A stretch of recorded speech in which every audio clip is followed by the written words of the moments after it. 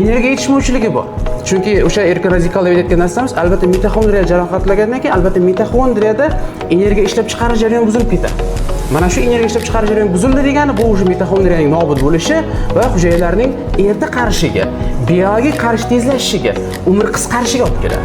Shuning uchun o'zi kasallik aytaylik insult, infarkt 55-60 yoshda ko'radigan holatlar hozir 35-40 yoshda.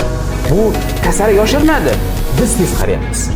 Bizning organizm biologik tez qarayapti. Shuning uchun biz o'sha 50 yosh, 60 yoshda holatni 30 yoshda kuzatyapmiz. Mana shu narsalar nima deydi?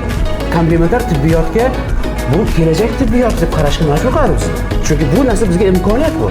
Mana shuning uchun hozir kim to'g'ri yo'lda bo'ladi. Qachonki komplementar tibbiyotda shifokor inkor qilmasdan uni o'zining hayotiga, o'zining faoliyatiga qo'shsagina, o'zini o'sha faoliyatiga kiritsagina, o'zi kundalik faoliyatiga kiritib bemorlar o'sha komplementar tibbiyotni qo'llaydigan bo'lsa, o'shindagi natija bo'ladi.